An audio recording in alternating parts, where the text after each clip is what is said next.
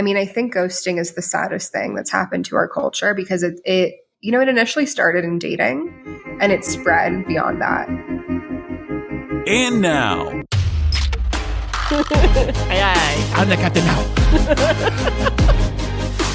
Coming to you from the K2 Studios in San Diego, California.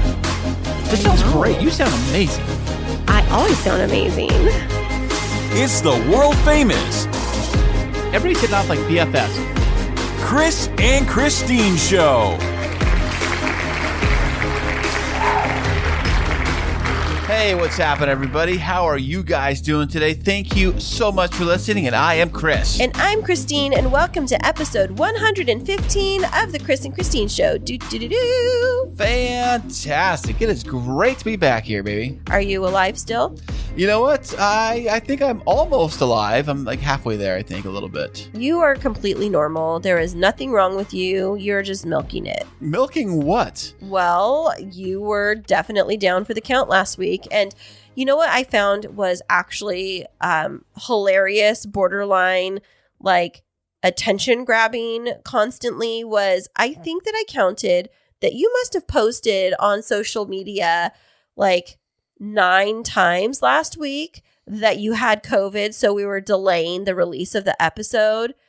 I don't think you've ever posted that I was sick to say, like, giving me grace. Actually, you forced me to do the podcast while I've been sick. So Wait a second. I find it hilarious that the world has to know that Kris had COVID. But when you posted that Kris had COVID, everybody knows that you post on all of our social media and you posted in like third person instead of saying, I have COVID. It was Kris has COVID. So then everybody was reaching out to you, wishing me well, thinking I had COVID. And it's all because you weren't like, wow. You were like, hey, everybody, Kris has COVID. He's COVID positive. 9 times you posted last week. Well, in case did you get the attention you wanted? Are you feeling fulfilled and valued and like people love you? Well, thank you. First off, I appreciate your love, by the way. I'm not giving love. I'm asking you a question. Are you feeling happy that you were able to create drama and get so many people to, feel bad for you? Yes and yes. Thank you so much. I really appreciate it. This is what I deal with, everybody. All your love and support. And if you haven't figured out what we're talking about, yes, I had COVID last week. For the second time. 2 weeks ago. For the second time. Very good. Thank you for mentioning that. You actually were sicker the second time than you were the first time around. You think so? I know so. I don't remember. The thing was, the first time I had COVID, I don't remember what the symptoms were. Because someone was asking me, like, well, what did you have the first time? I said, well, I thought I had like a little man cold. A man cold. I don't think it wasn't a man cold. It was like a baby cold. What? Did you just admit that? Yes. Ladies and gentlemen, we're going to go back to December of 2020. The day after I was discharged from the hospital because I was so sick and taking care. Who picked you up, by the way? Let me finish. And I was taking care of myself while I had COVID and still managing to feed all of the children. And then while I had them all on distance learning, I laid down on the couch and started to have trouble breathing and had to go by ambulance to the hospital only to come home that night and get 1 night of rest. And you came in, hey, babe, what are we having for dinner? And then the next day. I asked you what you're cooking for dinner? Yeah, when I was in bed from the hospital. Wow, you're in bed. Yes, in bed from the hospital. I wouldn't do that. Would I do that? Yes, you did. And then the next day, you woke up feeling sick and you were like miserable, you said. And then you make everybody miserable when you're sick. Everybody around you knows that you're sick. And then I had to wait on you hand and foot the day after I was discharged from the hospital. This is the main difference between when moms get sick versus when dads get sick. Can I get an amen from all the ladies listening out there? Moms don't get days off when we get sick. So you're saying dads do? Absolutely. Yeah, I did take a week off. Because as proof, no, not only did you take a week off, you completely laid in bed for 4 days, which is good. You needed to recover. But 4 days of me having to make you 3 meals a day and deliver them upstairs because we were isolating from one another. And you had the nerve to complain about the food. I didn't want to. Well, okay, first off, I never complained. I said Yes, you did. Didn't I always say it was fantastic No, and great? no. Every single meal. I said it's always amazing and thank you so much. No, you didn't. What did I complain about? The salt. No. in that one Every dish. day you came out and you would look at the tray that was on the TV tray that I'd set for you. Outside the door. And you'd go, what the F is this? That was what you said to me. Can you believe that?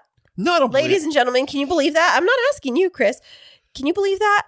I waited on him hand and foot, and he would come out of the door, and I would make homemade. One day, I made him homemade French toast and sausage and eggs. I even put a little bottle of syrup and a little salt and pepper, and I made him a fresh cup of coffee, and I delivered it to the door with little, all the little folded napkins and the fork and the knife while I was working full time, on my little breaks. I was doing this for him.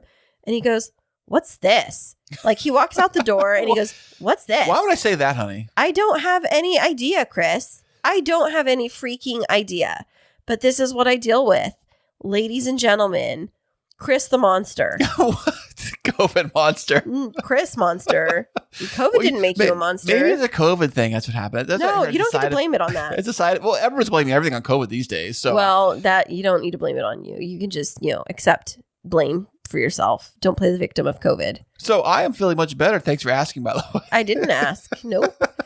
Because you got a lot of rest. And then I was like, every day after those first 3 or 4 days, after the first 3 days, you were like hanging out, watching TV, like sitting around. As you do when you're sick, yeah. And I was like, so how are you feeling, Kris? Compared to yesterday, are you feeling better or worse? Oh, I think I'm worse. I was like, oh, okay. As you were already showered and, up and out of the bed and talking about taking the Z out for a drive, I was like, oh, so you're feeling worse? Hey, hush on that. No. Keep that down low. No, I mean, it was good for you to get out and get fresh air one day, but every day, are you feeling better or worse? I don't really know. I was like, how do you not know whether you feel better or worse? Like, are you living in your body? Out of body experience. So needless to say, on a scale of 1 to grumpy, just, put me in Snow White and the Seven Dwarfs. I could, So which dwarf would I be if I was one of the Dopey? Dopey? Or grumpy? No, I'm grumpy. Oh, yeah, you're dopey. Well, actually, I was sleepy for most of that COVID stay in the room. That was great, by the way. Sleepy, grumpy, dopey, sneezy. Yeah, it's because it's sleepy, happy, grumpy, dopey, sneezy, bashful, and Doc. So you were sleepy. Oh, you're Doc, by the way. I am sleepy, and I'm normally happy. So you're sleepy, I'm happy. You're grumpy. Wait, sleepy, happy, grumpy, dopey. You. I guess. Sneezy. Yes. You were sneezy. Yeah, it's true. And then yeah. nobody's bashful in this house. Yeah, that's true. It's like a free-for-all run around here, fly, whatever. Yeah, but so I was out for that, and it was so great to be back, and it's so great to be feeling much better, much healthier, and I'm grateful that you're feeling better. I'm glad that it was mild enough that we didn't have to get you any breathing treatments or anything like that. But I wish you wouldn't have gotten it. And that all goes to show, ladies and gentlemen, why when you're working, you need to wear your mask. Because somebody over here wasn't always consistent with his mask wearing at the office. What? You're looking at me? Yes. And the risk factors are not good for me. So you need to protect me at all costs. Baby, I'm always protecting you, baby. No, you're not. Always. Nope. Always. I'm like your knight in shining armor. Knight in shiny COVID. Germaphobe. I don't even know what COVID brand I had. Was it the Deltacron or Omicron or Nomicon? Megatron. The Megatron. You got the COVID Megatron. Megatron version. Well, how are you feeling? Like you're recovered now? I think so. I do feel great. Today was Football Sunday, and I took Jacob and Mason to the park, and we threw the football around. So we're doing that. That was fun. I felt great doing that. You didn't get winded or anything? A little bit, because I'm older, and my arm's starting to hurt a little bit from throwing the ball around. Okay, that has nothing to do with COVID. That has everything to do with sure? being out of shape. That could be it. Yep. It could be it. So I know that right now Kristine is doing amazing wonders with her little side gig. But what does that have to do with COVID? Nothing, because actually I tell you, actually it does have to do with COVID. Because of COVID of 2020, a lot of weddings were pushed up to 2021, and those got booked up, and a lot of those weddings got booked up into 2022. What year are we in right now? 2022. So Kristine Smith Designs is killing it right now with all of her business. Okay. Thank you. You're welcome. You want to elaborate more on that? It's going good. Yeah? Yes. How good? Well, I don't know. I mean, we're fully booked all the way through 2022. Have a bunch of weddings booked for 2023.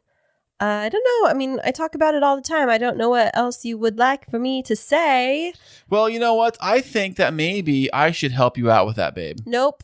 Why not? Well, because out of the 7 dwarfs, you fit the profile for 4 of the not so nice ones. Well, you know what? There should be another dwarf on there. Elf? Another elf on there that actually is called the helper boy elf. No, I don't want the helper boy elf. I mean, I'm okay with you helping out sometimes, but here's the thing. When you go into the wedding industry, you have to be able to like roll with the punches. You have to be able to handle the stress, kind of think on your toes. You cannot, under any circumstances, lose your cool. You can't show the bride that you're stressed. What? You have to just like keep it under wraps. I would never do that. No. Yeah, exactly. You would never do that. You would never keep it under wraps. You would never not lose your cool. What are you talking about? So you're saying I'd be like, oh my gosh, it's a total disaster. Well, what do I do? Let's just tell everybody what happened today. So we're going to... Today? Yes, we're going to tell you what happened Today's today. Sunday. What happened today is Sunday. This morning, I was getting into the car and I was getting ready to leave the house. Chris knew that I had to go to Pasadena to meet with some of my clients. Which is kind of far from here, by the way. But I had to go to Pasadena to meet with some of my clients. I'd already said goodbye. He insisted. Chris is on his kick of he wants to be a part of the Kristine Smith Designs team because he thinks like it's going to help him retire early from the truck driving industry. That's right. Absolutely. So he walks me out to my car. You walk me out to my car, kiss me goodbye because you could finally kiss me again because no more COVID.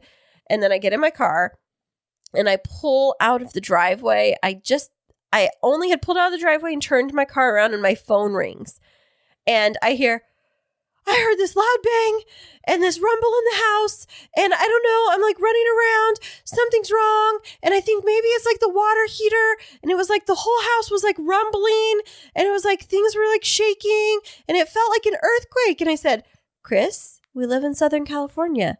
Maybe it was an earthquake, honey. Why don't you get onto the internet and see if there's a website, like or a web report of an earthquake? Well, I don't know. It's like, do you think there's a gas leak? Do you think like the house is going to like burn down or something? And I said, maybe it was just like Jacob playing with his little basketball hoop in his bedroom. It did feel like that. And then you kept saying, I don't know. The whole house was like rumbling and it felt like it was going to fall down. I was like, okay. Well, we do live in Southern California. Earthquakes are a thing. We haven't had one for a while. Just check out online. Are you safe? Is everything in the house safe? I don't know. I don't know if everything's safe. I'm like, oh my gosh. And so then 30 minutes later, I get a text message as I'm driving of an image. And I text you back, Chris, I can't look at images while I'm driving. You call, oh, I just want to let you know it's an earthquake. Okay. Yes, it was. That exact reaction is why you can't be my number one assistant at a wedding. Why? Because you'd be like, the bride can't find her shoe, and now she can't walk without her shoe. She can't walk down the aisle, Kristine. What? And the groom doesn't know how to tie a tie, and I don't know how to tie a tie. And can anybody give me a doctor? They would have to know how to tie a tie. Yeah. Oh, is it okay? Do you want to back out? It's okay. It's not too late, dude. It's not too late.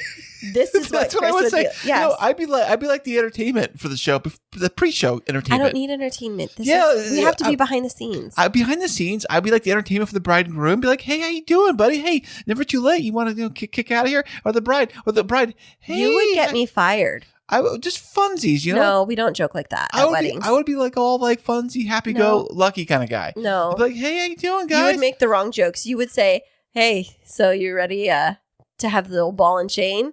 and you right next to the bride, she'd be like, what are you talking about? Or it's all right, dude, I've got a car waiting for you. Like, you would make those jokes. I would get fired. So fired. Oh, honey. I bring the fun. It's funny. It's funny you say that. It's every single couple that we've met for the weddings that you go to, what do they always want me to do? Every single one of them. They want you to be a guest. That's right. But they never ask you to be their wedding planner. You should. Because everybody wants the class clown to be a guest at their party because they are the fun of the party. I'll give a toast and everything. Yes, you will. And it'll be all about yourself. You'll be like, ladies and gentlemen, thank you for having me here today. So glad to be here. I know I'm looking fabulous in this suit. That's right. All right, ladies. I put on myself. You're like, all right, ladies, I'll take my wedding ring off for you. All the single ladies, I'll be standing there behind you with the bouquet toss. Oh, well, okay. Now they took it to another dimension. Well, this is Chris. But they do actually ask me to come to all of the events. All of them do. Yes, they do. Why would they do that? Because you are a very friendly person. You make friends with everyone. Well, I try. Well, you make friends with all of my couples, but the question is, do you make friends with me? Well, I do make friends with you. We're more like frenemies today. Well, only because you're gone. I missed you all day today, babe. Frenemies is like friendly enemies. That's like we're warring. We're in a war of the roses tonight. Yeah, a war of the hearts. A war of the hearts. Oh, no, it's just a lot going on right now. If we think about it, we've talked about before this podcast kind of being like our therapy session. There's been a lot on my plate because when you were sick, I had to like take on everything else. And it's been very stressful and you're finally rebounding. And it's funny because now that you feel better, you're like, babe, I want to help you with everything. And it's just like too much. And you're like every 5 minutes, like perching right next to my desk when I'm in the middle of like creating a proposal for a wedding and like deep in thought. And you're like, babe, can I do anything for you? I was like, oh, you just ruined my concentration. What wife would not love a husband that was there to support them every minute of the day? No. See, you're a little clingy lately. I love you, but you're a little clingy. Can I get one of those dividers that wraps around me so you physically can't see me? Like one of those like accordion dividers so I could like stick it on the side and around me? No, but that sounds like a good idea. I like it, maybe. I think I'm going to get one because it'll create like a faux closet. Like your own little cubicle for the office inside the house here. Well, because I don't have an office. I have the landing and you have decided to make that landing because it has like a shelf, like a little half wall there that's perfect for you to perch on. Yes. And so you like stare at me right next to it and I see like, my peripheral vision and you're like, look at me, mom. Yes. Or I could be like the first, Office Space movie where the boss would come over and he'd perch over the thing. Hey, what's happening? Oh my gosh. You literally say what's happening. Oh my gosh, you're him. Except the office space is in our house. We're going to need you to come in on Saturday and Sunday too. Is Office Space the one with the Jennifer Aniston? Yeah. That's not where she's a waitress, is it? Yes. When she plays, it's like not Fridays, but it's like a knockoff version or something where like that. she needs more flair. Needs more flair. More flair. Well, honey, you have enough flair. We have enough pieces of flair on you. Oh, we need you to calm down the flare. Okay, I'll try. Yeah, I take the flare down a notch. Oh, thank you so much, baby. Yeah. And by the way, today I was going to tell you on Instagram today, McGregor's, the bar the place we met at, posted that, they posted something and I commented saying, oh my goodness, we were right there. That's exactly where we met at our very first date. And now we're married. We're podcasters. Check that Shamelessly plugging ourselves. Oh, well, you gotta get it where you can. You know what I'm saying, baby? But when we were talking about McGregor's, since that is where we met, one of the things that made me laugh is you said you'd met other girls there before, huh? What? Was that like your spot? It might have been. What I think it was is that it's very centrally located in San Diego, so most people can kind of get to it fairly easily. Like it's center. But they didn't like do Norm when you walked in. No, because I hadn't been there in a while because I was kind of like down on my luck. So I was down on your luck, waiting for the right woman to take me over to McGregor's, and I didn't find anybody, so I was like, oh man, like Eeyore, really. And I was like, like your go-to thing to take somebody for drinks, or did you like do restaurants or anything like that? Because that seems like a pretty small investment to actually try and wine and dine a girl. You can eat there too. You can eat there. I know, but you're taking a girl to a pub. Well, the cool thing about McGregor's, shout out by the way, is that you can eat food there. You do like, say you could do an early dinner there, hang out, like say a Friday night or something. And then you do that there. And then you're like, hey, check this place out. This place has got a full-on bar and music. Oh, look, there's a pool table over there. Hey, like to play pool? Or, hey, there's this game over. There's some other game they have over there. Or there's like a kind of bar area. But is that like a female-centric kind of place? Because it seems kind of masculine to take a girl to a pub.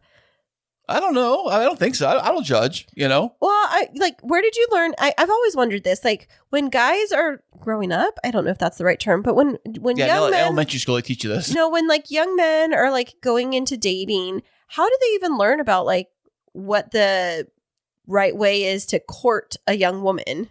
I don't think that one really even teaches you. Basically, when you're younger, you just go to where the chicks are. So don't call us chicks. Okay, sorry, the lovely ladies are. So what places were those? That would be the bars, the pubs, and nightclubs. Well, those are the ladies that you were interested in, but there's ladies at libraries and bookshops. And I just found it at the grocery store too. My goodness. What are you picking up on girls at the grocery store? I'm not picking up on anybody. I'm just being observant.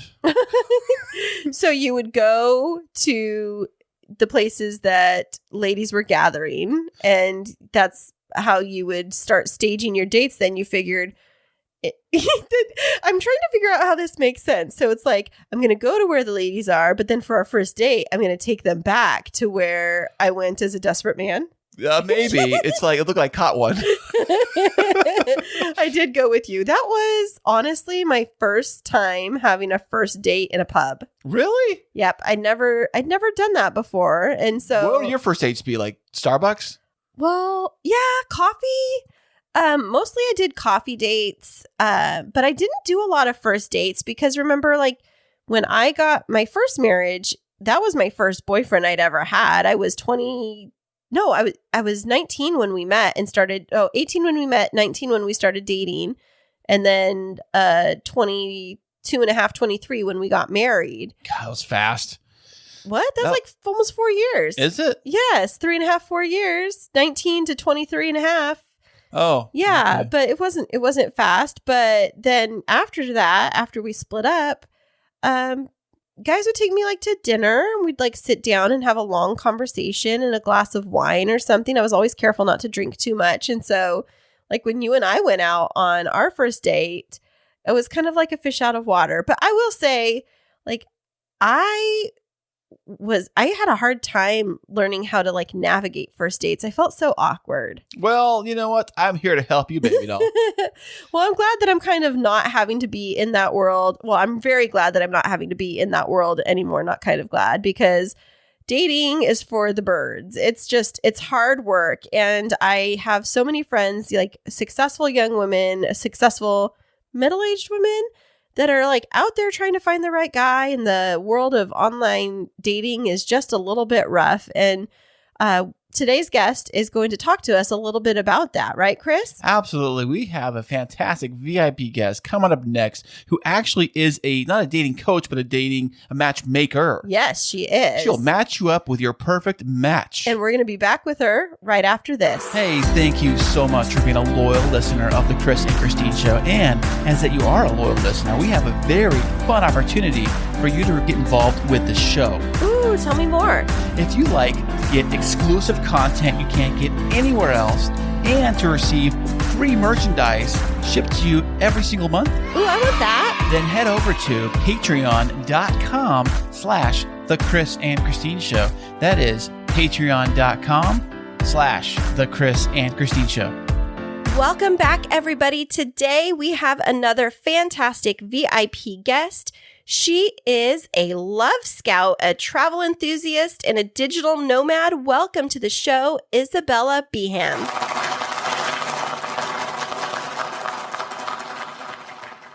Hey guys, thank you so much for having me. Thank you so much for showing up here. It's Isabella, not Isabel. I mean, I feel like that extra syllable is a lot to ask of people, so I'm pretty neutral about it. Well, we will call you Isabella. I love that name. If I was to have had a daughter, that would be like a top contender for a name. I think it's beautiful. Yes, I think it's a beautiful name. It is a beautiful name. It's like the name of royalty. Is it really? Is that where you come from? Isabella, you royalty? Not to my knowledge. Well, we really appreciate you joining us on the show today. I've really been looking forward to this interview because you have so much great knowledge that our listeners are going to benefit from. And I have some fun questions to ask you when we get into it. But first of all, where are you joining us from in the world? Yeah, so I'm originally from Florida, but I am in Mexico City right now, and I've been in Mexico since August 2020. So was this like a spring break that you just kind of like stayed there from Florida? You just kind of moved over spring break. I'm just going to hang out a little longer than normal?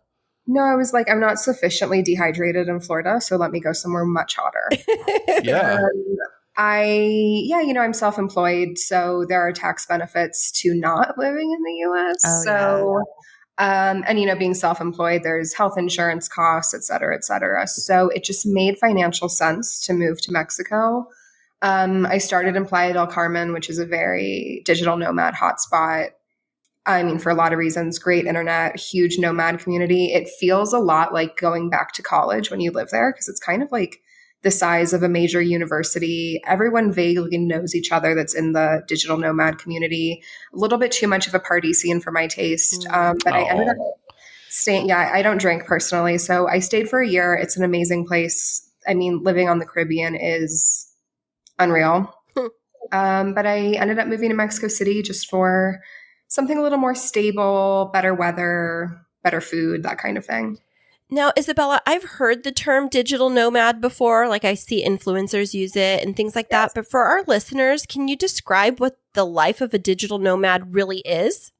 Yeah. I mean, on Instagram, it's pretty glamorous, right? But in real life, it can be pretty gnarly. Like you are, theoretically, I think like the stereotypical digital nomad is in a different place every month, which for me is just way too intense, especially running a business. It's just too much for me.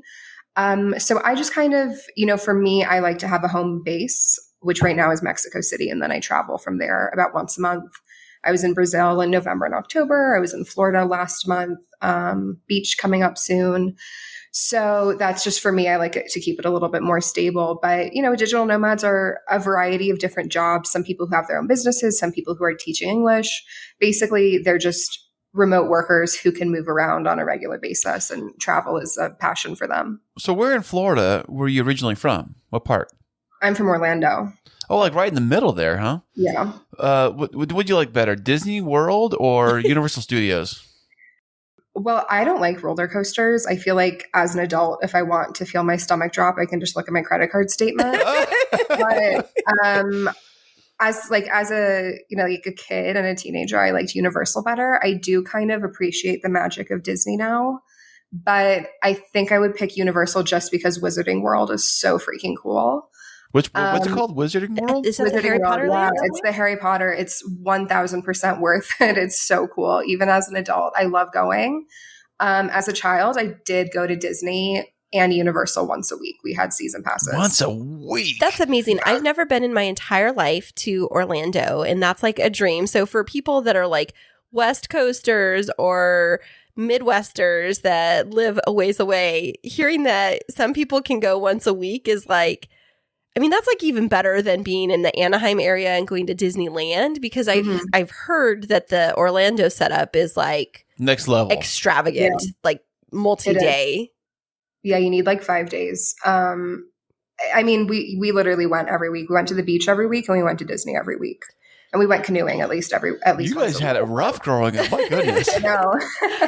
But it definitely sets the stage for a digital nomad. How long have you, I know you just moved to Mexico City, but were you a digital nomad before 2020 and before COVID? Yeah, so I actually went to graduate school in Budapest, and I got a job offer to move to New York after I finished graduate school. And I crunched the numbers of what it would cost me to live in New York versus living in Eastern Europe. And it just made no sense to me financially to do that to myself. Mm-hmm.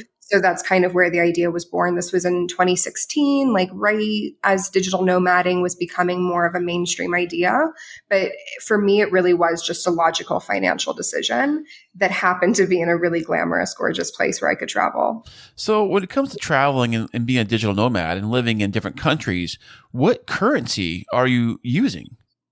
I get paid in dollars, which is definitely a gold standard, at least for the countries where I travel, because it's much stronger than, the Mexican peso or the Hungarian forint. One of the reasons that I chose to live in Hungary is because it's not on the euro. So I think 306 of theirs equals one of our US dollars. Wow. Try to figure that every day. Trying to break change, break a dollar for that, huh? Yeah. But then if you would think of that, like 306 to 1, if you were to go and just get like a gallon of milk in their area, like how much would that cost? Because sometimes it's like, oh, it's 20,000 of what's the denomination? Forint. Okay, so like what would milk cost? Well, I'm a vegan, so I have absolutely no idea. Okay, how about a bottle of water? A few cents, maybe 25 cents. I don't know, around that. Wow, that's so great. Yeah, no, Kristine and I went to Mexico recently down south and try to figure out the exchange rate and all that stuff. And they're trying to, some places will do the exchange rate at a different rate. What did they say? It was 20 to 1 one place and like 16 to 1 to another place. And then it's like, and like I think at the airport, they really rip you off because they were telling me it was like for these Ray-Bans, they were saying it was like, I don't know how many pesos. That sounds like a good deal. Then they converted them to dollars. It was like the same price if I bought them here in the States. Mm-hmm. And then for us, we don't carry a lot of like small bills. So we would like get a taxi ride and only have a 20. And then you go to pay for your taxi ride with a 20 and you just tell them keep the change. And it's like mind blowing. Right. Or they pretend they don't have change. Right. Yeah. That's what you got to do. Right. If you're in the tipping industry, you pretend you have change, Yeah. But so the hack with the currency thing is you get the Charles Schwab debit card, which allows you to take out cash anywhere in the world without ATM fees. They refund your ATM fees at the end of every month. And then anytime you're paying for something anywhere, you always decline the conversion and let your bank do the conversion instead. Really? So, but the actual bank, the money in the bank is in dollars though, right? Yeah. So the bank will, instead of trusting whatever restaurant you're at or the ATM that you're taking money out from to do the conversion. And like you said, they'll give you a terrible conversion, like 16 to 1. You just click decline or sometimes it'll ask if you want to pay in dollars or pesos and you just click dollars and then that will revert back to your bank and your bank will give you a much more fair conversion rate. I've heard of horror stories where it's gone the other way, where they actually charge $20,000 or whatever. Is that true thing? Does that really happen? So in Mexico, it's confusing because their symbol for the peso is the same as the US dollar. So you have to be really careful because there are some scammers who you'll think, oh, this is, 2,000 pesos, but really they're going to charge you $2,000. Oh, wow. That's crazy. It sounds like you've done a lot of learning through this process of being a digital nomad. Now, my question comes to like living conditions. So when I think of a digital nomad, I have really no context. So I come up with all different kinds of ideas. Like, is this hostel living or is it like subletting a room in somebody's house? What's the typical approach? Yeah. So if you haven't noticed, I'm kind of high maintenance. So that's not my approach at all. It never has been, even when I was a poor digital nomad. Hostel life just is not for me. I'm like so introverted and empathic and sensitive to people's energies. I can't imagine being in a room with 12 strangers who all like have different cultural interpretations of good hygiene. So don't go to jail, you're saying, right? No. To me, a hostel is kind of like a jail. Like I just cannot do that. A lot of digital nomads do love that lifestyle, though. Even though they can afford to maybe stay at a nice Airbnb, they'd rather be in a hostel around tons of people. I think it comes down to the extrovert or introvert thing. For me, that sounds like a nightmare. For someone to hear what my lifestyle is like, which is, like I work a lot. I have my own apartment. I don't have roommates. That sounds like a nightmare to them. So for me, I like to keep it a little more high end. I think that's the benefit of being a digital nomad, that you can choose destinations where your money goes much farther. I tend to stay at nice hotels. I have cats. They sometimes travel with me. So I stay at resorts that are usually pet friendly. And I'm not opposed to the all-inclusive resort. I think it's nice every once in a while. A lot of people frown at it, but I'm like, you know what? I want to relax. I work hard. Well, Isabella, you are my kind of digital nomad, so much so that maybe I need to come and do like a nomad retreat with you to learn how to live like a digital nomad, because I'm all about the all-inclusives and, being able to travel to different countries. I think we'd be good buddies. Yeah. And, thinking about living out of a suitcase as well, it's also changed how I spend my money on clothing, because I would rather have 12 really high-end items that I know are going to last a long time than have a suitcase full of like, trash clothing from H&M or Forever 21. Oh, totally. My favorite places. How dare you? How dare you? No, I totally get that. It's one thing like that you say that during COVID, I've had to do like a whole reevaluation of my wardrobe too, because it's like, so looking at comfort as well as being sufficient for working from home or, transitioning to daily life, I notice I go through way less clothes that I have. Kris laughs at me because he does like 3 or 4 loads of laundry every week. And it's like, no, I have a few classic outfits. Yes. I'll rotate a top, but like I have a basic uniform that I do. It's like slacks, the same set of, I have like 5 sets of really nice White House Black Market black slacks. And then I have like some active wear that I wear, but it's definitely simplified my life so much so that I think I could live out of a suitcase. Kris, you want to get rid of me for a few weeks and let me be a digital nomad? Sure, why not? Yeah. Well, we love learning all about that, but we've spent enough of our time picking your brain about that. I am very much interested in learning about what you do for a living as a Love Scout. Yeah. So, it's funny, when I was living in Budapest, I just wanted a remote job. That was the goal. And I was working as a freelance writer. I had a freelance writing business, but that is a really difficult industry, to be honest, to try to be a digital nomad while freelance writing, because it's so chaotic, never knowing what your income is going to be at the end of the month. So I ended up seeing a job posting at 3 a.m. for a matchmaking company. And I thought that was hilarious. So I applied as a joke. I honestly wasn't even sure if it was real. And they got back to me 4 hours later at 7 a.m. Wow. And they hired me 6 days later. And that was, So that was how it started. No, where were they located at? You said 3 a.m. for your time, but where were they located at? The Bay Area. Oh, wow. Okay. Now, for our listeners, again, because we're trying to demystify some of these things, when people hear matchmakers, it, I think, can bring a whole lot of different ideas of what that is, all the way from like the matchmakers from Fiddler on the Roof to the advertisements that you see in the back of the magazines, in the airplanes. 2 bathroom stalls written on the wall. Right. And so what type of matchmakers do you work with? Yeah. So, there's a huge variety. It's a huge, huge, huge industry, and it's grown almost 25% since the pandemic, which is huge. So it's kind of hard for me to get an outside, look at it from the outside, because I've been so immersed for so long. But are there yentas like Fiddler on the Roof? Yeah. they're not arranging marriages. Well, that's not true. Actually, some of them are. Right. So yes, there are yentas. Are there people like Patty Stanger who are more high end, charging $100,000 to work with them?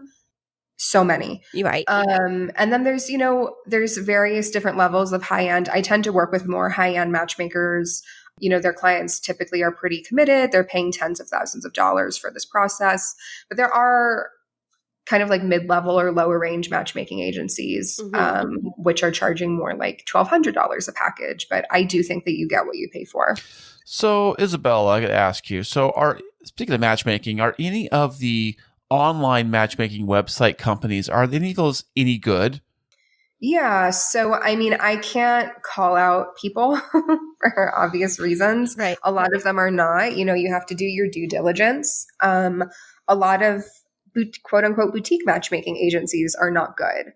There's a lot of ethical gray area in this industry. It's not a regulated industry. You don't need to be licensed to be a matchmaker, which is great because anyone can jump into the industry if they have a passion for it. But on the other hand, that means that a lot of bad behavior can go unresolved. Right. So yes, you need to talk to people. I would say if you're going to work with matchmakers, say, hey, do you have former clients that I can talk to? And if they say no, I would think that would be at least a yellow flag, if not a red flag.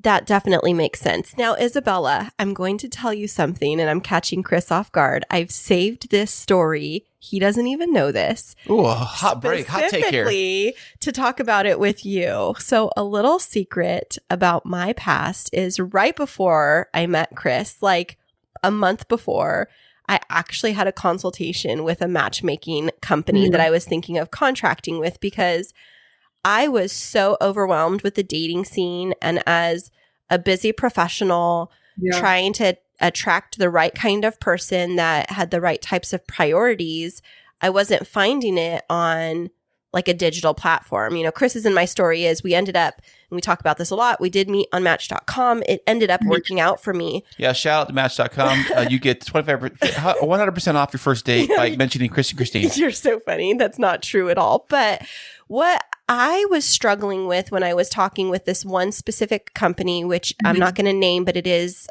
nationwide, is asking them about how they build their database. And the one thing that they said is, well, we rely on people to come to us. And I felt like that wasn't enough for me, because I felt like they were only going to be bringing people in that were seeking them out versus like being able to attract other people that might not even consider matchmaking. And so where do you come in that equation?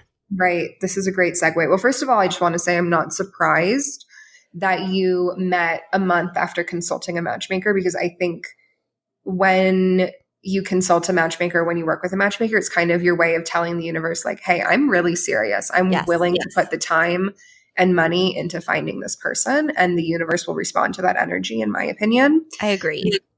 So we'll have to talk after, because I think we're probably going to be talking about the same matchmaking agency. But at the time I was working for a nationwide matchmaking agency, and they kind of had a recruitment team, but not really. It was totally insufficient. They had, I want to say, about 200 matchmakers and like 3 or 4 recruiters. So it was totally insufficient. And each matchmaker could have up to 60 clients at a time. Wow. So I had around 50 some clients, I think 54. And I was expected to find matches for every single one of those clients every month. So you can imagine how difficult it is to manage 54 people's dating lives and find a different great match for them every month. And the issue I kept running into was that there just weren't enough people in the database. Right. They were, they liked to talk about their database, but the reality was it wasn't what they claimed it was. And if you get assigned a client in Toledo, Ohio, that's different than getting assigned a client in New York City. So I just became passionate about recruitment. I was really, really good at it. Just, I never expected to be a matchmaker. There aren't degrees in matchmaking studies or anything like that, but it turned out I was good at it and good at recruitment. So I was drained. I was burned out. I was in a startup environment. And I just was like, you know what? The biggest issue with this industry is that we don't have enough recruitment efforts, which is counterintuitive, because if you're a matchmaker and you don't have matches, then you don't have a business. Right. So I just took that approach, and I started my own business. I contracted for a really amazing boutique matchmaking agency at first doing their recruitment. I started their whole recruitment team. I'm still with them. They're amazing to work with. And then I have some other clients, other matchmakers as well that I work with. And then I have my own database that I build that people can join. And then anytime someone joins my database, I take a little look at the matchmakers that I work with to see if any of them would be able to get them into their database or might have a match for them. And I'm extremely selective with the matchmakers that I work with, because as I mentioned, this is an industry with a lot of ethical gray area. And I take my database very seriously, and I'm not going to put people in touch with a matchmaker that I don't trust. Yeah, that's really helpful, because I know, like, for me, I started getting hounded by this specific company, and, I did have the money set aside for it, but, it just felt like it was more about like large scale production. And, when you're talking about something like matchmaking, it's changing people's lives and bringing in an individual that, is going to be potentially a mate for them in the future, or at least, a relationship of some kind. And so that leads me to wonder about like the actual process of matching people. And I don't want you to give away all of your trade secrets, but it seems like you would have to be able to read people well to know whether or not they're lying to you or like trying to pretend to be something that they're not. How do you weed through that? Yeah. So this is the reason that I love the matchmaking industry, because if you have good intuition and you're a hard worker and you're good with people, it doesn't matter if you even graduated college. Most matchmaking agencies don't have any kind of degree requirements because it's such a personality-based job. So you can have graduated from high school, got your GED, but you happen to be a people person and get into the matchmaking industry and make six figures. So that's something that, I'm really passionate about bringing people into the matchmaking industry as a career. But as far as, figuring out if people are honest or not, it's intuition, it's social media, background checks. I strongly prefer working with matchmaking agencies that do background checks. And yeah, it's really just doing your due diligence. Of course, we're not fairy godmothers. We can't guarantee that every match is going to be great or that every person is going to be exactly who they presented themselves to be. Right. A lot of times because people don't know themselves well enough to present themselves accurately. So that's another hurdle in the industry.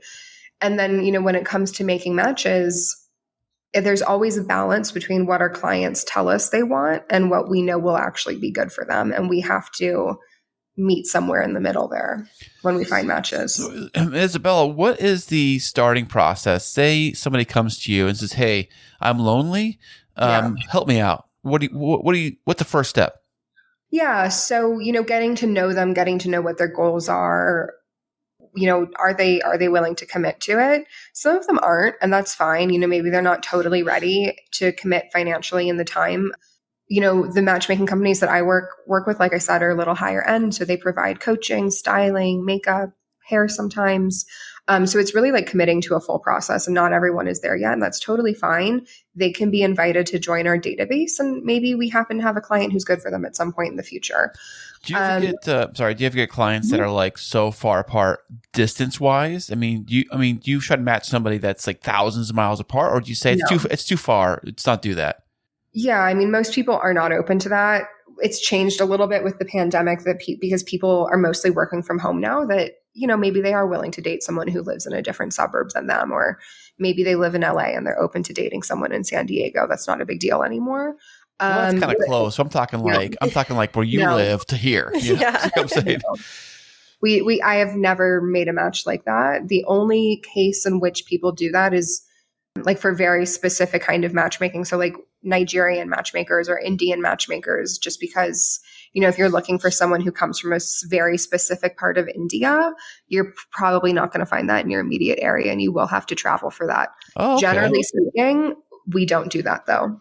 That makes sense. And I have watched that show. I don't remember if it was called Indian Matchmaking. Yes. You showed me that. I remember that. Yeah. And then I love Patty Stanger. I loved her way back in the day. I haven't watched any of her stuff, but I've always been super fascinated with matchmaking. I will say the one time that I tried to make a match, it was successful, and they've been happily married for like 15 years. Are you talking about us? No, I was talking about my college roommate and my best guy friend. I matched them up, and yeah. So, maybe I have a second career in matchmaking. I don't know. I think I have to do a lot more work on myself, but if you have the gift, you have the gift. It's one of those things where you can't just like go take a course in matchmaking and be a matchmaker. You have to have the talent for it. And if you do, it can be really fun and rewarding. That sounds amazing. Isabella, so a question, I always kind of wondered about some of these towns, like say middle America, where there's not a lot of people, population's kind of dense. How do you even pull a matchmaker when the only town is like the people who work at Walmart and like that's it, Yeah. So in those cases, matchmakers don't take every client that comes to them. So if they're looking at the demographics and what this person is looking for, like say he lives in Berlin Heights, Ohio, and he's only willing to date within 20 minutes of him, and he wants someone who is, like super sophisticated and has a graduate degree and also is willing to date a man 20 years older than her. Most matchmakers are going to say, look, this isn't a realistic search for you. Right. Here's what we can change to make it more realistic, or I'm going to have to pass on working with you. In really small towns, we run into this a lot with the LGBTQ community too. Oh yeah, I would think so. Yeah.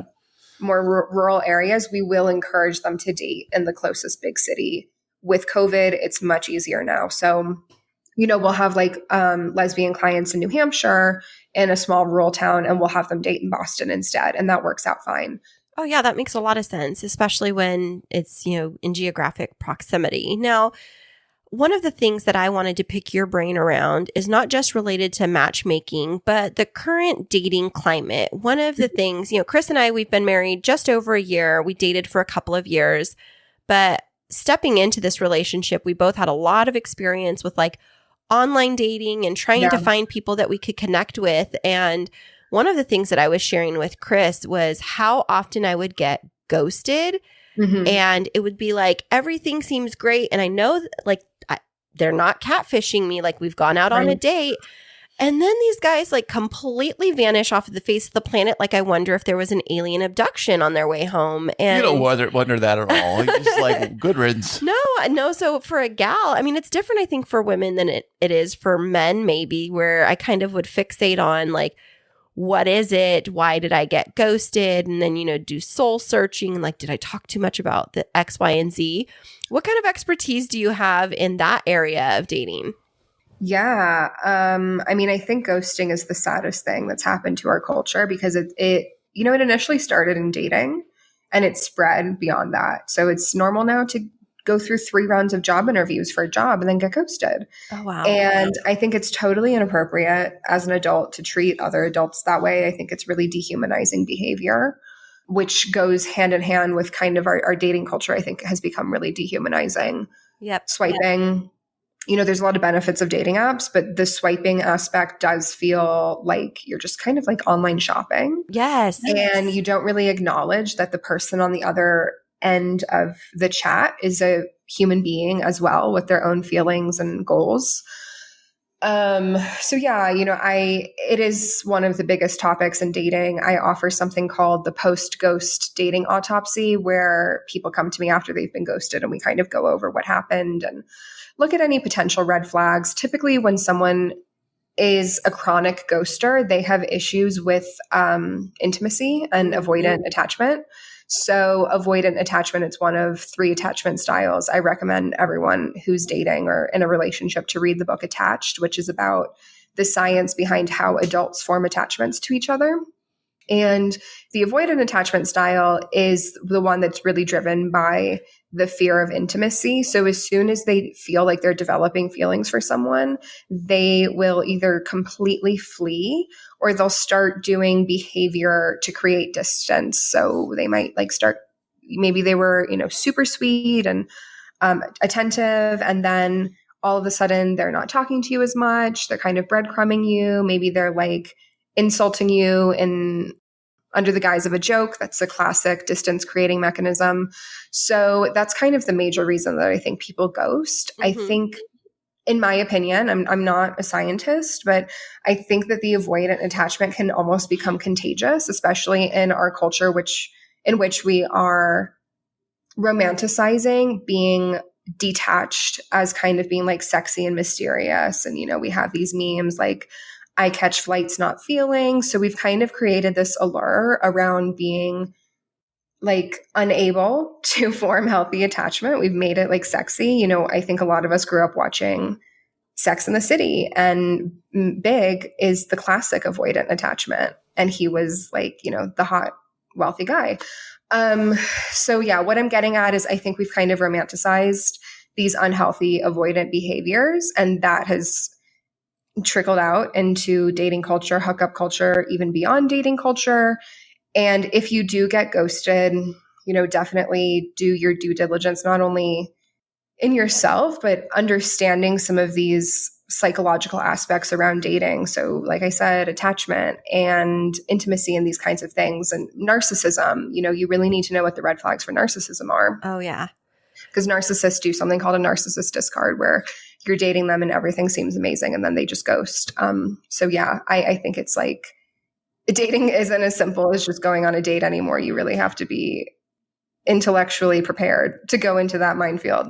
Definitely. Now, as you were talking about the attachment styles, Kris and I sit in the studio facing each other when we're doing interviews. And so he's listening to you talking about describing the avoidant attached individual. And he's pointing at himself and he's like nodding his head. So Kris, what was it that stood out in what Isabella was saying about attachment styles that you connected with? I think everything she said right there, pretty much. But you ended up married, so you never ghosted me. That's the thing. But you thought I did. Yes, that is true. And I did not.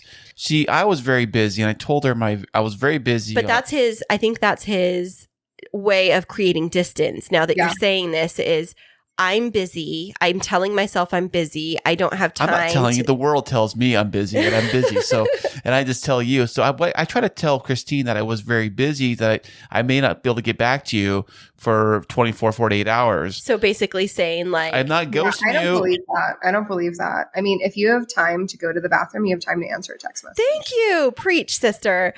Yeah, he tried that on me once and I just was like, I'm done. I didn't talk with him. I just avoided that. And she ghosted me. I didn't. I just didn't respond. But you did continue to try and create distance and it didn't scare me off. So Kris, why is it that you didn't end up ghosting me? What was different that made it safe enough for you to feel? I don't ghost. I'm not a ghost. Boo. I'm not a ghost. I don't do that.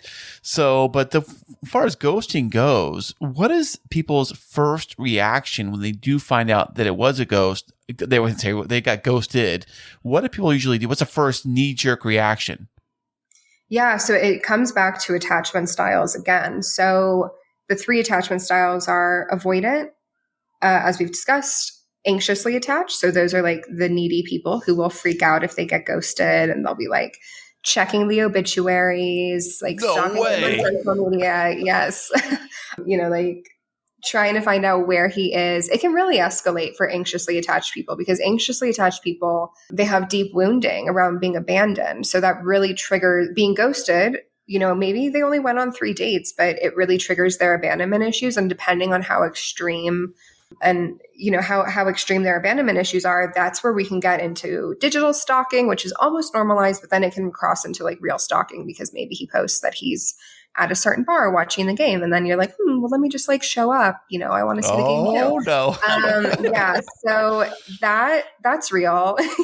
People get pretty crazy when their issues are triggered and they don't, and the person is gone, so they can't work through it or figure out what really happened. And then the 3rd attachment style is stable attachment.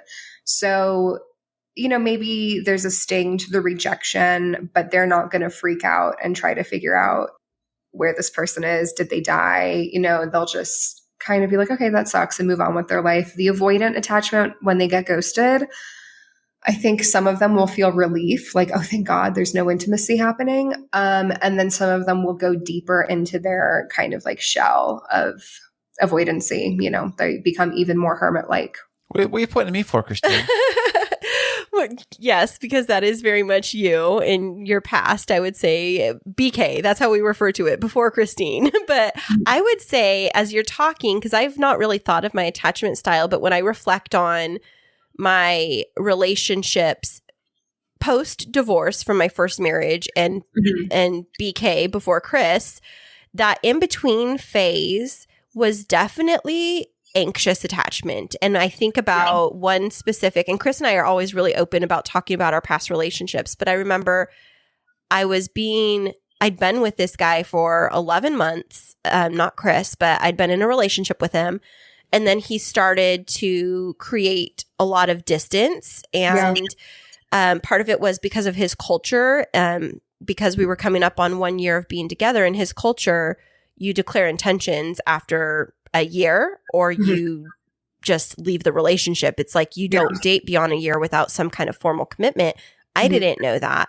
So he started creating distance because he wasn't where he wanted to be in life to be able to move forward in our relationship, creating that stability. But I went the extreme, like texting. I'm going to tell you crazy. I got a little bit of crazy, show up for, at the house. Oh, I'm surprising you. I brought you dinner. And the guy lived 2 hours away. And it was like, I can see that in myself. But as you were talking and I'm floating back, like, where did that come from? I think that it was related to the way that my first relationship ended and that like all of a sudden the rug being pulled out from under me and not wanting that to happen and me trying to make sure it didn't happen. And by doing that and showing up and trying to be creating that drama and that anxiety just pushes somebody further away, especially if there's somebody that already is trying to create distance so that they don't get wounded. Yeah. And there is some evidence as well that this can be inherited from our parents. So not only dynamics that we saw growing up. So maybe, you know, like if your mom was more anxious and your dad was more avoidant, you're pretty likely to repeat that pattern. But there's some evidence that it can also be inherited beyond just like your parents' dynamic, but also can come from intergenerational trauma, because that can create the fear of attachment. Because, you know, like if your grandparents lived through a horrible famine or something and lost everyone they knew, that actually creates a fear of intimacy as well. And that there is some evidence through epigenetics that that can be inherited. I think that for me, as you're talking, I'm having this kind of aha moment. I grew up in a very conservative religious background and in a very, very small town. Kris has been there with me before. It's like, you know, I mean, it's bigger now, but when I grew up, it was kind of the common expectation that you graduate high school, you get married, you settle down. And so there was this kind of energy, like starting from a young age, you're looking for your partner for life. And I just always felt like there wasn't anybody that I clicked with. And so I think it almost breeded this like scarcity mentality. Yeah. And I think that might have even been carried into, I never dated. I met my first husband first week of my freshman year in college, and then we ended up getting together like a year later. I never went on a date until after that ended, after 11 years. So I think that when you talk about this intergenerational trauma or even past experiences, do you think that some people try to approach dating and finding their mate from like a scarcity mentality, like frantically looking for that person, thinking that they're never going to find them? Yeah, absolutely. You know, scarcity mindset is huge, especially in dating, because it really pushes a lot of people to settle for someone who they know isn't actually good for them. So, you know, it can be just a general scarcity mindset if you grew up in an environment with a lot of scarcity, or it can be more conditioned things like, okay, you grew up in a small town where there just weren't that many people around, or you are Jewish and there's not that many Jewish people around you and you only want to marry a Jewish man, or maybe you have very specific political needs that you want met as well. So maybe you find that one guy who's like the one Jewish Republican in New York City and you're like, oh, well, I have to marry him because he's the only one I've ever met. And that can really trap you into like settling for relationships that don't actually work for you. Yeah. Yeah, that makes a whole lot of sense. And Kris, do you think that you had a problem with like thinking there was scarcity? Because you seemed like you were a lady magnet. Well, first off, I am a lady magnet for that matter. So most avoidant men are lady magnets because most women who have very anxious attachment styles had avoidant fathers. Oh. So they're always going to be magnetized to a man who's also avoidant. Well, you're welcome. You're all welcome. But I mean, what was the question? I'm all excited. I said, like, did you approach dating from like a scarcity mindset, or did you always think like you were going to find a match? I think I've always found a match. I browsed and used like all of the usual dating platforms that were available at the time. I think it was Matchmaker was one I used. Match.com, of course. We don't need to label all of them, but go ahead. Plenty of Fish. What was the other one? Stinky Fish. Stinky Fish. But I used them. And the funny thing is that whether you're in a big town like here, you'd start to see the same people like in your feed. Like you went on a date with somebody, right? Like a year ago, if you're still on the profile, and then you go check it out again, and you're like, oh yeah, I remember her. Oh yeah, I remember her. Oh yeah, I remember her. You know, or then you try a couple new ones, but I always kind of wondered. Like I was telling Kristine this, from a woman's perspective on a dating app, it's got to be totally different than a guy's perspective on the same app. I mean, I am only a woman, so I don't know. Well, I'm just saying that, like, but I mean, I think that's why women tend to lean more towards Bumble, because it can feel overwhelming that all of these guys are sending you messages, right? A lot of which are not polite. So, I think that's the benefit of using Bumble. I don't love Bumble for a lot of reasons, but if you tend to get overwhelmed. Maybe you're like dating after trauma and the idea of like all of these guys messaging you is just too much. Bumble is a good option. that being said, the dating apps do help with the scarcity mindset because you can be like, oh my God, there's so many people. But then the downside is it can create a paradox of choices where there's so many people, you don't actually choose anyone. If you have 30 guys messaging you, it's pretty hard to select one for a date. And it can just, like you said, it gets kind of depressing after you've been on dating apps for 6 months or so. You're just going to keep seeing the same people over and over, even if you switch to a different app, no matter where you are. And I was kind of wondering, what is a good opening line to meet somebody on Match? Or say, like, you see a girl. Not just the, hey, what's up? Hey, what's up? Right, because that's like the standard go-to. Like, everyone says, hey, what's up? Hey, what's up, cutie? What's up, good looking? You kind of throw that down, and you just copy and paste it and just, run it through every girl you see in your feed until one comes back. Yeah, it's like people treat it like, one of my issues with it is that people kind of treat it like a sales funnel, and they're just sending out a bunch of pitches and hoping that one gets back to them. They're trying to keep their pipeline full. And I really don't love that mindset. But what's a good opening line? I mean, you kind of have to go back to your profile, because if your profile doesn't say anything interesting, then how are you supposed to know what line to give someone if their profile is literally just pictures of them and it says, I love Netflix and travel? It's kind of hard. What about a profile that's too wordy? Should you keep her profiles pretty simple, or should you write a whole book? No, don't. I mean, a book feels so needy. And I also hate the emoji soup, I guess is what nowadays, where their profile is just filled with so many emojis. That to me just screams crazy, needy girl. Oh, perfect. Listen up, fellas. Yeah, which I guess some guys are into. But I think mine, I just started dating after a 3-year hiatus, actually. And I keep it pretty simple, just where you live, where you're from, do all the prompts so that you can fill in your political views and your height and your religion and whatever. And then I always have some kind of question so that people know what opening line to give me, just to make it easy. So mine says, what was the last book you read? So I would just keep in mind when making a profile, keep it simple.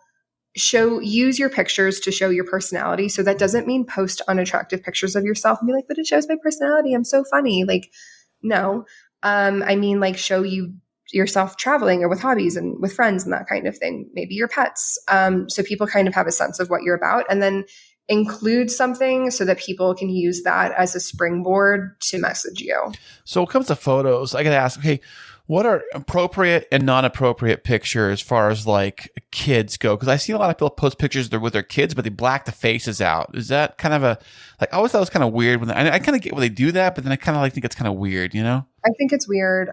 And I think it's also lazy. I think at this point, dating apps are a part of the culture, and we need to accept that and use them in a serious way if you actually want a relationship. So, just finding 5 random pictures of you, one from Christmas 2 years ago that your mom took, and then one family picture where you're going to crop other people out, is so tacky and not helpful. I strongly, strongly, strongly recommend hiring a professional photographer to take your dating app pictures. There are companies that are specific for taking your dating app pictures. As a general rule, some things to keep in mind are, you need a few full body shots. Even if your body isn't quote unquote ideal, you still need to show your body, because there's going to be someone who's attracted to your body type. And if you don't, it just seems like you're insecure or hiding something. Keep in mind, colors you want to use, really eye-grabbing colors, contrasting colors in your pictures. Red and blue are the most eye-catching and appealing colors. So those are colors to keep in mind when picking out your outfits for your pictures. You want at least one that shows you doing some kind of hobby. So that can be skiing, you travel, walking your dog, whatever. And then the rest, you want at least one with you smiling so people know you have teeth. Yeah, good idea. What about glasses? Yeah. What about sunglasses? If you have no sunglasses, because it makes it look like you're hiding. It just sends off. I look so cool, man. Well, yeah. I love that you said that, and because I would say that was one of the big changes that I made. So I had been doing online dating for a while and just was not attracting the right person. And then I took a 6-month dating hiatus and, really focused on getting clear on what I wanted and kind of grappling with my own. I'd already done all the therapy and all the healing work and all of that kind of stuff, but really getting to the point of manifesting the partner that I really wanted to be with. And so I did during that time go out and do things I enjoyed and made sure to get some cute photos. And then I was intentional about it before building my profile. Like, what is it that I want to showcase? And one of the things that I loved is I had bought a sports car for myself, and it was a convertible. And I loved that car and I loved the beach. And so I drove it down by the beach, and, you know, I have a teenage son, and he didn't know it was for my profile, but he took some really cute photos. And that was what I featured. And that was one of the things that Kris said that he noticed. I was laughing, the wind was blowing, so my hair was kind of a little bit, you know, floating around. The top was down on my car. And it does make a difference when you're doing things you love. I think that it does attract people to you versus like, let me pose under a tree outside of my office at work just because I need a photo to be able to put up there so that somebody might pay attention. Or the bathroom selfie photo. You see a lot of those too. Terrible. If there's a urinal in your dating app profile picture, you need to go get professional help. Oh, yeah. Do you mean in form of therapy or photography or both? Both. You need a lot of help there. You might just hire a matchmaker. But yeah, no, you are correct that when you're, you know, like posting pictures of yourself with your hobbies, it's not just about showing what your interests are. It's like when you're doing something you love, you become more magnetic. And again, you should start, like you said, what kind of person are you looking to attract, and reverse engineer your profile from there. If you don't know what kind of person you're looking to attract, like think of it as like going shopping for a car. If you have no idea what kind of car you want, how much money you want to spend, you're just like, you're kind of vulnerable, and you show up at a used car lot, you're going to be a magnet for a salesman to come and take advantage of you. And it's the same with online dating. And you're going to end up with a car that you don't want, that you spent too much money on. Right. You go in there for a sports car, you come back with a pickup truck. Yeah. So it's the same with online dating. You have to really be clear and know what you want, know what your boundaries are, be confident. Don't show up vulnerable and like feeling like you're lost. Yeah. Because you'll attract the total wrong thing, and you'll probably attract people that want to take advantage of you as well. Yeah, that makes so much sense. And I'm just thinking about what you just mentioned about like being clear on what you're looking for, or, you know, not knowing what you're looking for and entering into dating.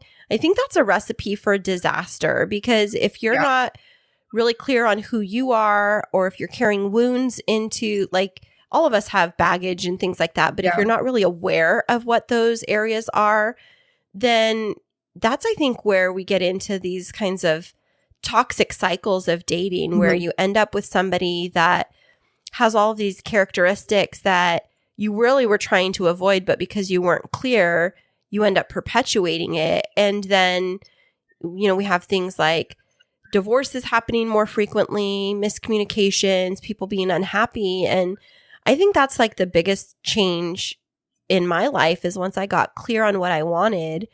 And even when Kris started showing some of that avoidant behavior, I didn't push in anxiously. I just let him work it out in whatever way he needed. And if he wanted to circle back with me, that was good. But I would say, like, in our relationship, I feel super stable. Like, when he's gone at work, I know he's at work.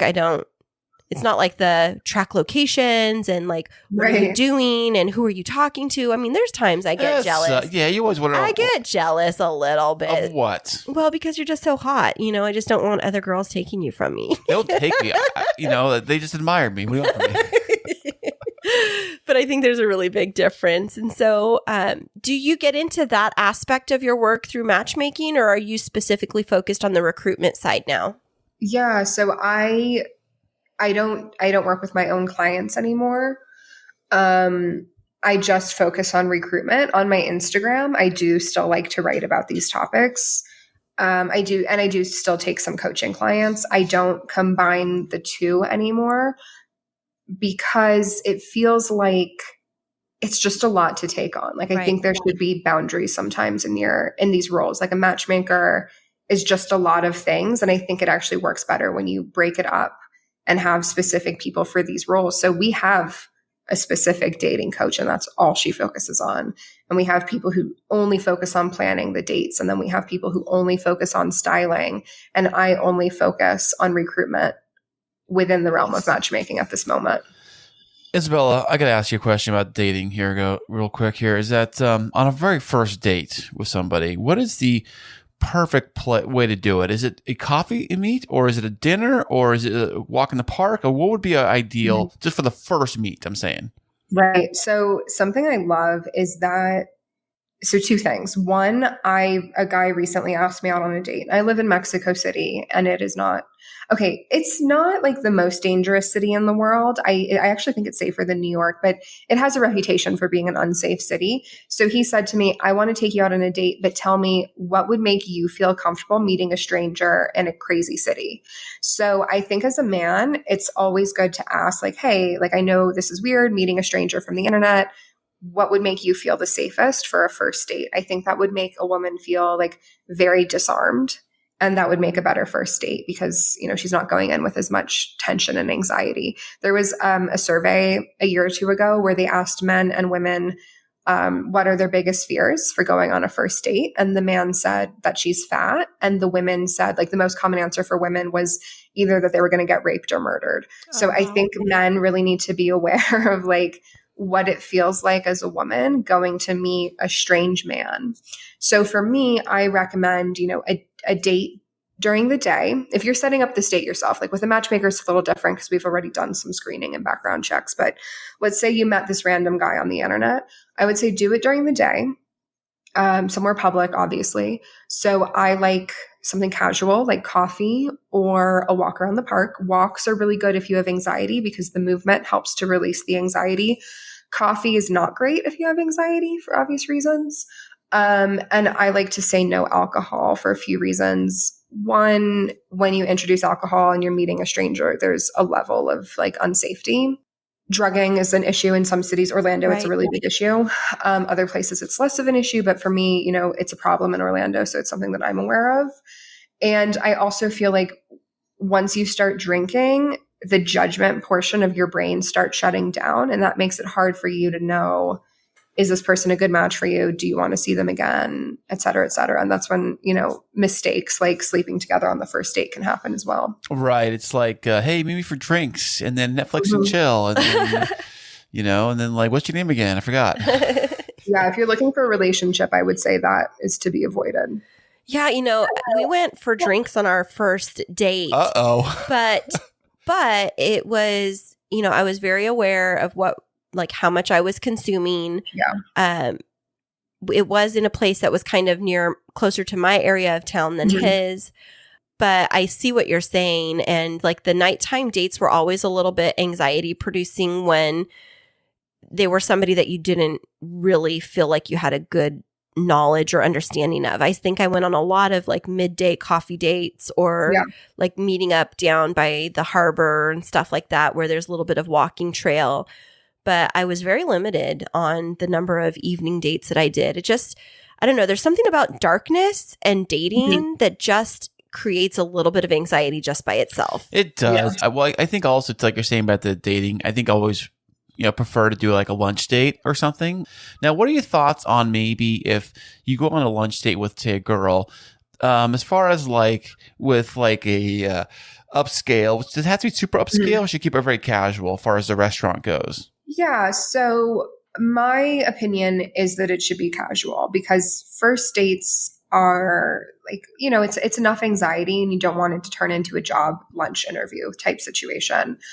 And it's a first date, like you don't know if you want to see this person again. So why invest so much time and money? I think keep it as casual as possible. I saw this dating coach on TikTok. I hate TikTok, but I was on one day.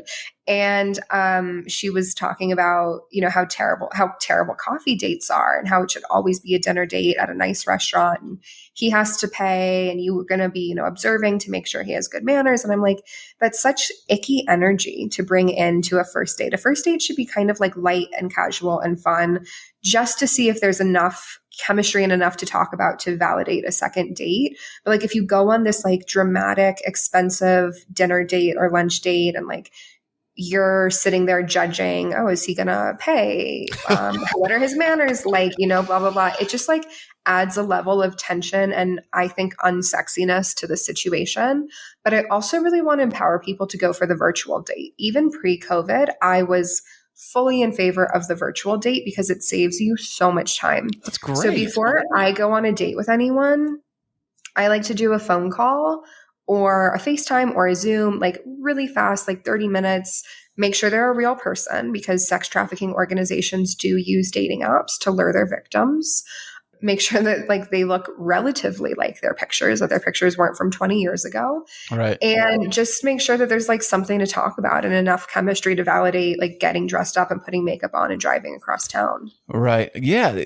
With Zoom, it just came out like a couple years. Well, it's been out for a while, but it's been mainstream like since the pandemic. I mean, pretty much everybody and their grandma has heard of Zoom or used it. So it's pretty easy to like, hey, we'll do a Zoom date, really quick here. And then, to kind of get an idea before we meet in person. That's a great idea. I wish they had Zoom when I was dating. I really wish it was a thing. It would have saved so much time. And someone asked me recently, because I always recommend women at least do a phone call. And she was like, well, none of these guys want to talk to me on the phone. And I was like, why are you asking them? Just call them. Like, we're still allowed to do that. Yeah. We still pick up the phone and call someone without permission. Don't you think it's kind of weird though if you see a number you don't really recognize on your phone? Well, if you've been texting them, like if you've been texting them, you give them a call and you're like, hey, just wanted to chat really fast. I bet that stirs anxiety though. If you're the person getting the call, you're not someone that's really like takes the initiative to like make a phone call. Really, you're more of like a texter kind of person because you're just like hidden. You're just saying that because you didn't talk on the phone with me before. Listening to you, Isabella, I think we did like a million wrong moves. I'm thankful that it worked out for us, but I know that especially coming out of COVID and starting a new year, a lot of people are thinking about, maybe they made some resolution to try and get back out there or to be more intentional in their dating life. And we have listeners from all around the world to this listening to this podcast. And so if they're wrestling with that, like, how do I even get started? Maybe I want to look more into matchmaking. What resources do you have at their fingertips? Yeah. So, like you said, you guys did a million things, quote unquote, wrong. So like, you don't need to be so paranoid with this and try to do everything right, progress over perfection. And if it's the right person, sending the quote unquote wrong text message isn't going to scare them away. And if it's the wrong person, no amount of following rules is going to make it work. Right. So, you're like, it's not going to be perfect. It's dating. It's two people. There's room to play as well. Everyone's different. So I would say just get started and don't worry about it being perfect or looking any kind of way. It's just about getting started and figuring it out from there. As far as resources, you can reach out to me via email or on Instagram and ask if I have any recommendations for matchmakers in your area. I have a matchmaking database on my website. It's international. So if you're like, okay, I'm kind of interested in matchmaking, but I don't think I want to hire someone right now, you can join my database. It's completely free, completely confidential. Unlike online dating, your data is completely protected. And that I just use when I'm working with matchmakers. Matchmakers reach out to me all the time and are like, hey, I have a match in Cleveland. Do you know anyone there? And I'll send them some options from my database. And that's always free for the people who join my database. It's just like a free service for them to try out matchmaking and just do some research. If you want to work with a matchmaker, talk to people in your area, do online research, I really have to reiterate, not every matchmaker is good or ethical. So you need to do your due diligence before you decide to work with someone. That makes a lot of sense. And we really appreciate you sharing that with our listeners. And so listeners, definitely reach out to Isabella. Where can they find you online? Where can they find that website? Or you mentioned your Instagram where you give some tips. Yeah. So pretty active on Instagram. Like I said, I hate TikTok, so don't try to find me there. But on Instagram, I'm at Izzy Living, ISSYLIVING. And that's all dating and travel stuff. And then you can also check out my website where I have my database and, my blog and that kind of thing. And that's izzyliving.co. Fantastic. Well, we really appreciate you being here with us today. We know that our listeners are going to get a lot out of it. Thank you for letting me share my super secret matchmaker story. Caught Kris off guard with that one. And we just wish you all of the best in your journey as a digital nomad and in changing the world by recruiting people for love. One heart at a Thank you so time. much for having me. Hey there, K2 crew. We love having you as our loyal listeners. To keep up to date with what's happening behind the scenes, check us out on social media. Yeah, you can find us on Instagram and Twitter. And don't forget to follow our Facebook page. Yeah, tag us in your favorite fun stories, and guess what? You might just end up on the show. Ooh. Izzy was fantastic. I love her coming on the show today. Yes, and I hadn't really seen influencers that were the quote unquote digital nomads until she was talking about it. And then one of my friends that lived here in San Diego has decided to become a digital nomad. And No way. Yeah, she just moved to Mexico City. And so because she's on my Instagram Izzy's feed- in Mexico City too, right? Oh, you know what? I didn't even realize that. Yeah. Yes, they're both in Mexico City. That's so crazy. There must be something about that city because I'm seeing all these adventures that my friend is having, and she's living there now, and she's at some yoga retreat this weekend. And I wonder what it is about Mexico City. Is it just because it's super centrally located? You know what? I have to see a map in front of me and see exactly where Mexico. I know it's on the middle part of the country, not like Baja side, the more the middle side. Mm-hmm. But I do believe, considering what the prices are in Mexico for most normal stuff, I would assume it's cheaper to live there. Maybe you probably rent a place for a lot cheaper there than you could here. Yeah, that's true. I don't know what far as the weather goes. It's central. It could be pretty. I think it's pretty sunny and pretty hot. Maybe I more don't know. humid. Maybe it's low. Think about it. It's lower than Florida, and Florida's pretty humid. So it's got to be like Florida, but without the beaches. You're good at geography. I didn't realize that it was lower than Florida, but that makes a lot of sense. Well, yeah, because Mexico's below us. That's why I figured that out. But we're not as low as Florida. Florida's maybe it is. Florida dangles. It's That's right, the Dagley. Yeah, Dagley, it's Florida. It's like your tonsils or whatever that little thing is in the back of your throat. It's kind of like Florida. Right. Do you need it? Not really, but it's there. That's kind of a good description of Florida.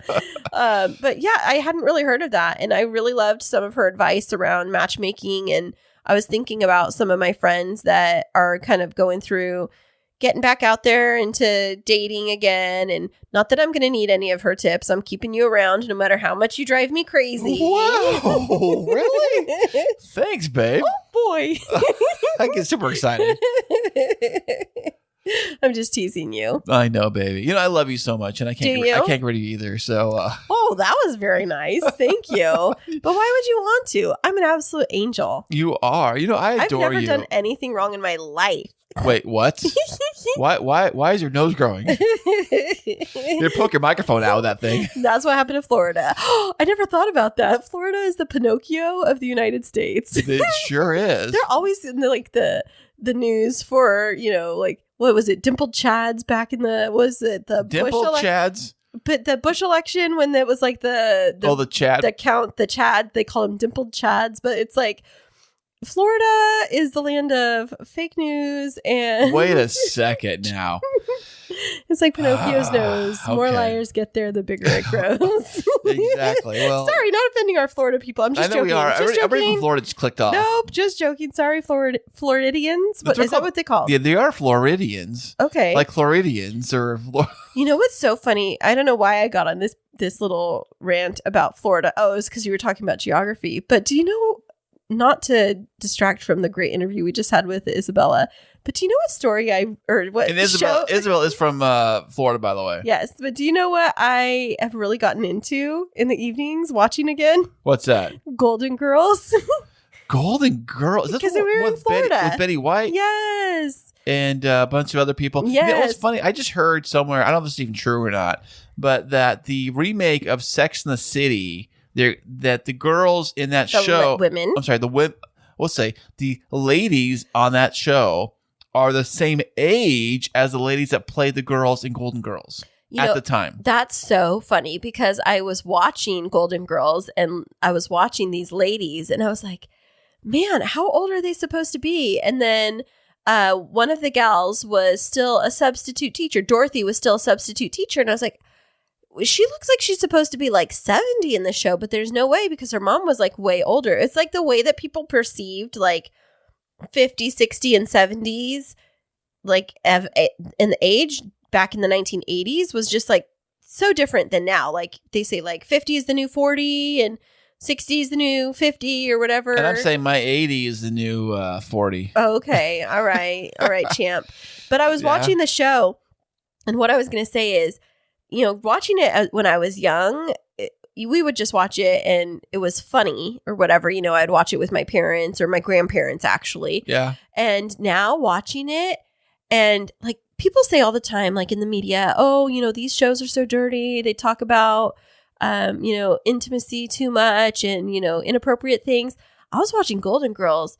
It was like innuendo nonstop. Like innuendos. The and grandmas are throwing that kind of stuff? Yes, because Blanche is like this guy crazy. And she was talking about like, sleeping with this guy and that guy and like one night stands. Poor Blanche. And One night stands. No, oh no, the she only was grandma. The only grandma I remember. She wasn't a grandma. She said she did not. She says I do not have grandchildren. Oh, okay. Well, okay.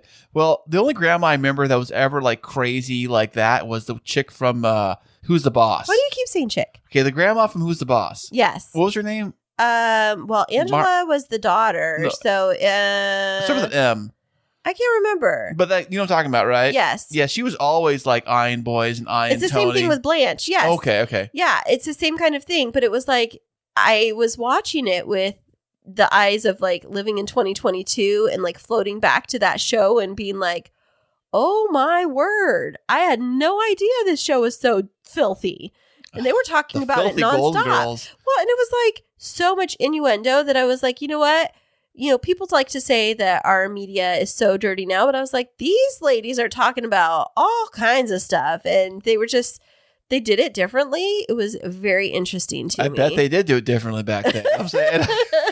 And speaking of doing it differently, this has been a little bit of a different show for us, but we loved our fantastic interview.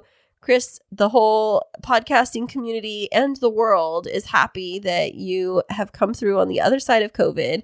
Aww. And they are excited that we're going to be back with them next week. That's what you sure are. And before I let you go, baby, we have to tell everybody the website, which is KrisandKristineShow.com. I almost gave like a totally different website because I was like slightly distracted. I don't know why I was going to say www.snoopythedog.com. Well, that's I'm looking at Snoopy. That's a fantastic website too. But if you want to go to a better website, you go to ours, which is KrisandKristineShow.com, and you can find all kinds of wonderful stuff on that website, all about us and even podcasting audio. And I don't know if I have a link over to Christine Smith Designs over there yet. Should I put one on there or no? Sure. So if you're getting married or know somebody that is, you can hit me up. I am booked for 2022, but I'm happy to take your booking for 2023. And if she gets booked there, don't worry, 2024 is right around the corner. You can just keep delaying, and I'll get to you eventually. That's right. By the time you'll probably be on the next guy. I don't even know. Oh, that's bad. All right, everybody. Thanks for bearing with us. Well, we've been a little bit punchy today. We'll be back with you next week.